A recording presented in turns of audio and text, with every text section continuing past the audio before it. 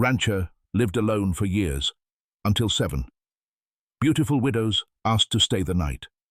The wind sang low over the dry Texas plains, brushing over golden grass like a whisper too old to remember its words. The only soul standing against that silence was a weathered ranch house. Paint chipped, windows clouded with time, porch sagging like the man who lived within. A brown dog sat at the edge of the porch, ears perked toward the horizon. His name was Boone, half German shepherd, half something wild. Boone had learned to read the land like his master read silence, and tonight, the land wasn't right. Inside, Eldon Granger, a 62-year-old rancher with a beard thick as history, rocked slowly in a chair. He didn't sleep much, didn't talk much either. Since his wife died, words felt like rocks in his mouth. His ranch had become a tomb of cattle, dust, and regrets. Eldon wasn't cruel, just closed. He didn't drink, didn't hit, but he didn't smile either. Not since the accident that took her. Not since the world moved on without asking him to come along. Boone let out a low growl. Eldon glanced at him. Then headlights shimmered in the dark. Dust rose.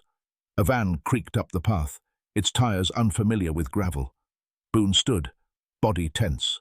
7 women stepped out, one by one. Widows, dressed in black and brown and grief. The oldest was barely 50. The youngest, no more than 25, carrying a child on her hip. "Storm's coming," one of them said. Her voice was calm but not afraid. "We need a place. Just for the night." Boone didn't bark, but he stood between them and the door, looking up at Eldon with eyes that said, "Are you sure?" Eldon stared at the women, then at Boone, then back at the dark sky. "Got beds in the barn," he muttered. It was the first time he'd spoken to anyone in 3 months. The dog didn't move. Not until Eldon stepped forward, pushing open the door to his own silence. He didn't know that by sunrise, everything would change, and his dog would become something more than a guardian. Her name was Mariah, and she was the youngest of the widows. Only 26, with skin like coffee and sorrow. Her husband had died in a fire 2 years back, a blaze no one asked too many questions about. Since then, she'd wandered from place to place, working tables, hiding bruises, protecting a son who barely spoke. Noah, just 6, with eyes too old for his age. He clung to her skirt like roots to dry soil, saying little, watching everything. He hadn't spoken a full sentence in 8 months. The other widows said they were traveling together for safety, women fleeing the same man. Russ Corman, the preacher with the silver tongue and coal-black heart. He offered shelter to the broken, redemption to the fallen. But what he gave was obedience, or punishment. Mariah had tried to leave his camp twice. The second time, she found her dog dead by the fence and Noah locked in a chicken coop for 2 nights. She never tried again. Not until the others whispered a plan, desperate and quiet. "There's a ranch past Miller's Ridge. No neighbors, no phones. Just a man who's already buried everything he loved. Maybe he won't care if we hide." Now they were here, huddled in Eldon's barn, sleeping on hay bales. Noah curled up next to Boone, the only creature he trusted since the dog back home died. Boone didn't nudge him, didn't lick his face, just lay beside him, still as a shadow, letting the boy's tiny fingers rest on his thick fur. In the house, Eldon ate cold beans from a tin.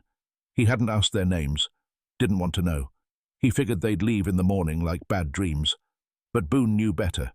He watched the barn every night, ears twitching, heart alert, because something was coming. Russ Corman had found their trail once before, and Boone could smell his kind, the way snakes smell heat. The next morning, Eldon walked out to the barn, expecting to find them gone. But they were still there, quietly sweeping, tending the old goats, fixing broken wire. And Mariah? She had a welt under her eye that someone tried to hide with makeup. He saw it, didn't mention it. Boone saw it too. That night, Mariah tucked Noah into the hay again, whispering lullabies she didn't believe anymore. Her voice broke mid-song. "I'm sorry," she said. But it wasn't clear who she was speaking to, her son, her dead husband, or herself. Eldon watched from the shadows. He hadn't meant to, but something about the boy and that dog, something about that kind of silence, it mirrored his own. He remembered a time, years ago, when his wife whispered lullabies to their own daughter. before she was taken in a riding accident, before Eldon buried his soul alongside her. Now, a new storm was coming, but this time, it wouldn't be wind or rain. It would have a face, a voice, and a cruel history that Boone would not allow to repeat. 2 days passed, then 3. Eldon hadn't asked the women to leave, but he hadn't asked them to stay either. They worked in quiet, exchange, milking goats, mending fence posts, cooking in silence. He watched them like a man watching ghosts repopulate a house he'd long abandoned.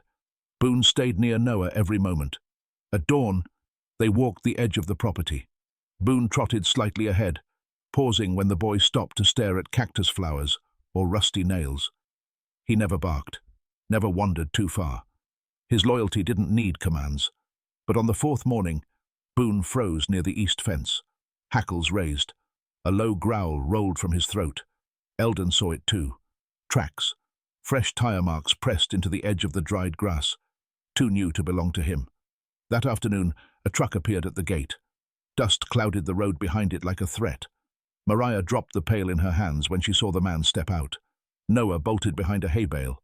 One of the older widows started to shake. Russ Corman, clean-shaven, black coat, a Bible in one hand, a cruel smile on his lips. "I heard you had guests," he said to Eldon, calm as a coiled snake. "Women who don't know what's good for them." Eldon stared at him. "They said they needed shelter.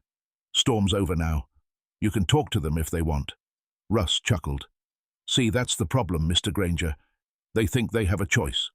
Boone appeared then, stepping between Russ and the barn door. His body rigid, his eyes locked. Russ looked down. "Cute dog," he said flatly. "Be a shame if he got in the way." That night, tension was a second skin. Boone refused to sleep. He paced the barn, checked the doors, curled around Noah tighter than usual. Mariah whispered to Eldon in the kitchen after supper. Her voice cracked as she spoke. "He locked Noah in a well once, said it would purify the boy's fear. He says he loves us, but he punishes us when we try to leave." Eldon didn't answer. His hands trembled slightly as he placed his coffee cup down. The next morning, the sheriff arrived. Sheriff Gale, a woman in her 50s with boots older than her badge. "Russ filed a report," she said to Eldon on the porch. "Claims you're harboring fugitives from a religious camp." "Is that what they are?" Eldon asked. Eyes narrowed. Gale looked past him toward the barn. "I've known Russ a long time. He wasn't always like this. Got power in that town of his. Twisted him. Still, I need to check. Just keep it peaceful." Boone stood next to her patrol car as she left. Tail low, eyes alert. That night, Noah screamed in his sleep. Boone shot up, circling him like a wolf. There were no sounds outside. Nothing visible. But Boone knew. Russ hadn't left. And when Mariah found Boone's bowl smashed near the fence in the morning, her hands shook. Then came the note, nailed to the barn door in thick black ink. "Leave by Sunday, or burn with them." The wind picked up again. But this time, it carried more than dust. It carried war. It happened just after sundown. The air smelled of kerosene and dried hay. Too thick, too wrong. Boone smelled it before anyone saw it. He bolted from the porch toward the barn, growling low. Fur stiffened like wire. Eldon grabbed his rifle, not to fire, but because instinct told him this wasn't a night to be empty-handed. Inside the barn, Mariah screamed. Russ stood in the doorway, his long black coat open, a flask of fuel in one hand and a lighter in the other. Noah was behind him, pressed against a hayloft, eyes wide with pure terror. One of the widows tried to move, and Russ swung his arm, a metal rod whipping across her shoulder. "Back," he hissed, "or I'll burn it all. You think you're safe with this old man? You think a dog can protect you from what's coming?" He didn't see Boone, didn't hear him leap from the shadows like a force of nature. The shepherd slammed into Russ's side, jaws sinking into his arm. The lighter clattered to the floor. Russ screamed, a sound twisted with rage and disbelief. Boone didn't let go. He dragged him down into the dirt, body tight, growling with all the years of quiet he had stored in his chest. Mariah grabbed Noah, shielding him behind her. And just then, red and blue lights swept over the barn walls. Sheriff Gale. She stepped into the chaos, saw Boone on top of a bloodied man, women screaming, a child crying. Her hand went to her holster. "Get the dog off him, now!" Eldon shouted from the door. "Don't!" But it was too late. Gale fired once. The bullet hit the ground beside Boone. Not a kill shot. A warning. Boone froze, panting hard, not letting go, but pausing. "Who's the threat here?" she barked. And for one long second, time stood still. Was it the man bleeding in the dirt? Or the dog with blood on his teeth? Or the sheriff, unsure who to trust? Or the rancher with silence in his eyes? Gale moved forward, pushing Boone back with a shaking boot. Boone released reluctantly, stepping between Noah and the man like a shield. Russ groaned, reaching for his flask. That's when Mariah stepped forward. "Ask him what he did to our children," she said. "Ask him what he calls punishment. Ask him why the last girl who ran from him is buried 2 counties over with no name." Gale stared, and slowly the truth began to unfold. Mariah removed her jacket, revealing fresh scars, lashes from a belt. Another widow pulled up her sleeve, cigarette burns. One by one they stepped forward, quietly, bravely. And Noah? He walked to Boone, wrapped his arms around the dog's neck and whispered, for the first time in nearly a year, "Thank you." Sheriff Gale's hand slipped off her gun. She looked at Eldon, then at Russ, then back at the boy and the dog. And in that moment, "Johnny, here's the moral question we now pass to you. If you were there, would you have stopped the dog? Or would you have let him protect them, no matter the cost? Because sometimes justice comes in silence, with fur and fangs and a heart too loyal to obey fear." Sheriff Gale stood in the barn, boots pressed into blood-stained hay, watching 7 women show their wounds not with screams, but with solemn, devastating silence. She didn't need more evidence. It was written in their scars, their eyes, the way Noah flinched every time a man's voice rose above a whisper. Russ tried to stand, but Boone stepped forward, growling low again, not attacking, just blocking, a living wall between predator and prey, between past and future. "You think I'm the villain?" Russ spat, one eye swollen shut. "They were broken. I gave them shelter. Discipline. They needed it." Sheriff Gale walked slowly toward him. "Shelter ain't locking a 6-year-old in a well, Russ. Discipline ain't branding your followers like cattle." Russ reached for his Bible. Boone snarled. "Tell your dog to back off." Russ growled. "I don't control him," Eldon said quietly. "And I wouldn't if I could." Outside, the other women of the town had started to gather. Word had spread fast. It always did in towns like this. A schoolteacher, a store clerk, 2 ranch wives. They didn't say much, just stood by the fence, eyes locked on the barn. One of them finally spoke. "I saw him hit her once back in Dana's store," the woman said. "Said she dropped the wrong bag of flour." Another stepped forward. "My cousin disappeared after joining his church. We never heard from her again." Each voice was a nail in the coffin of his control. Russ's shoulders sagged. He looked around, realizing for the first time, no one here feared him anymore. Not the women, not the rancher, not the child, not the dog. Sheriff Gale clicked her handcuffs. "You're under arrest, Russ Corman, for assault, unlawful imprisonment, and suspected homicide." As she led him out, the women didn't cheer. They didn't clap. They just exhaled, like they hadn't breathed in years. Noah stood quietly beside Boone, small fingers gripping thick fur. Eldon stepped over to him and knelt, stiff knees, quiet breath. "You okay, son?" Noah looked up, then slowly nodded. The boy didn't speak, but he didn't look afraid anymore, and that was enough. Later that evening, the townsfolk brought food, blankets, coffee. No questions, no gossip, just presence. Mariah sat on the porch with Eldon, her hands wrapped around a chipped mug. Boone slept at their feet, his body finally relaxed. "I thought men like you didn't exist anymore," she whispered. "I thought people like you didn't come back from places like that," he answered. They didn't speak again. They didn't need to. In the barn, the other women laughed, soft and disbelieving, not at anything funny, just at the sound of their own freedom. The sky was soft that night. No storm, no fire, only the steady breath of a town that had, for once, chosen to believe the right story, and a dog who had waited years for a reason to fight. They should have felt safe. Russ was locked up. The barn had returned to quiet. Sheriff Gale had promised to escort the women into town the next day for protection orders and formal interviews. But evil doesn't always go quietly. not when pride still burns hotter than justice. That night, long after the stars scattered across the Texas sky, Russ made his final move. From the back of the sheriff's cruiser, handcuffed, bloodied, he leaned over, whispered something sharp and cold to Deputy Klein, a cousin raised on Russ's sermons and secrets. An hour later, while the town slept and Boone dreamed beside Noah, the dry brush behind Eldon's barn caught flame. Kerosene again, tossed from the rear fence, a fire born not of heat, but of ego. The flames crackled fast, dry summer grass offering no resistance. Smoke twisted into the rafters like a curse. Noah woke first, coughing. He shook Boone's fur. The dog snapped to attention, nose in the air, body stiffening like a drawn bow. Then he ran. He didn't wait. He bolted from the barn, barking loud enough to wake the dead, or at least the rancher. Eldon burst out of the house in boots and underwear, rifle forgotten, hose in hand. The others followed, women with blankets over their shoulders, bare, feet smacking dirt. Boone led the charge straight to the flames, circling back toward the east fence where a shadow moved suspiciously. Deputy Klein, caught in the act, a can of fuel still in hand, face pale.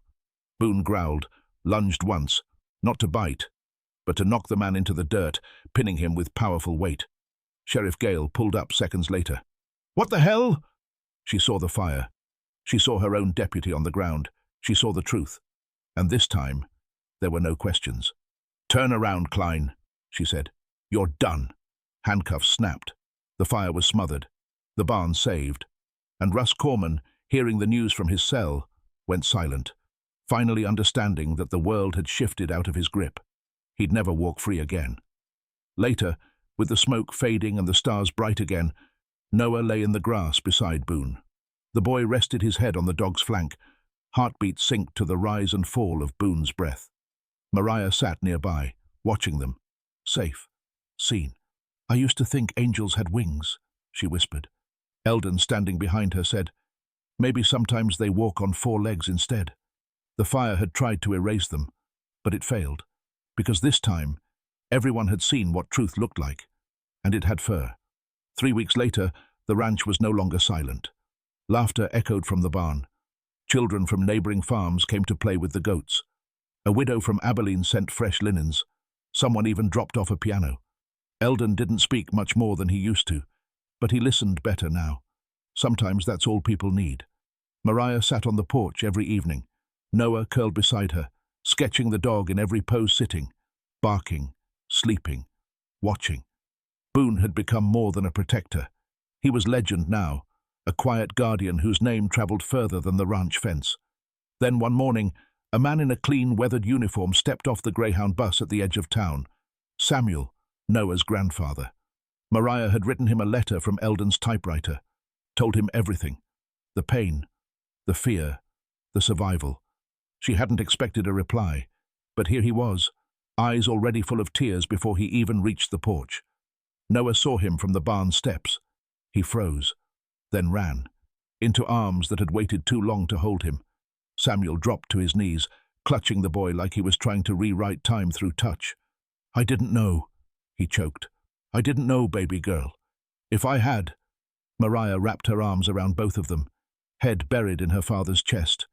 "We're here now," she whispered. "That's what matters." Boone approached slowly, not barking, just watching. He stopped a few feet away, eyes meeting Samuel's like a silent test. "Are you worthy of this boy?" Samuel knelt, extended a hand, not to pet, but to offer. Boone sniffed once, then licked his wrist. Mariah smiled. "Guess you passed." They sat on the porch together, 3 generations and a dog. Eldon stayed back in the doorway, arms crossed. "You sticking around?" he asked. Samuel nodded. "Long as they'll have me. You know how to fix a fence. I raised 3 daughters and built a house with my hands." Eldon almost smiled. "That'll do." As the sun dipped behind the plains, Boone lay between Noah and Samuel, his tail thumping once, then still. There were no more threats, no more running, only quiet, only safety, only the soft, steady sound of hearts healing. And in that peaceful dusk, with cattle lowing in the distance and a boy safe under the open sky, the story whispered its final truth. Sometimes, the most human heart beats in the chest of something not human at all. There are moments in life when justice doesn't come in a courtroom. It comes in the quiet bravery of a child who decides to trust again, in the unspoken vow of a dog who stands his ground, not with hatred, but with heart. This story wasn't about revenge. It was about protection, about choosing to defend the innocent without becoming what hurt them, about standing firm, even if you stand alone. Boone never needed words. He didn't lecture, didn't command, didn't beg for thanks. He simply watched, waited, and when the moment came, he acted. That's what animals teach us. The kind of love that doesn't need permission. Loyalty without condition. Protection without violence. And courage without applause. Maybe we all carry something broken inside us. But sometimes, the ones who heal us walk on 4 legs, not 2. And sometimes, what saves a boy isn't a weapon or a law, but a dog that refused to back down. If this story moved you, subscribe. The next one may change how you see love forever.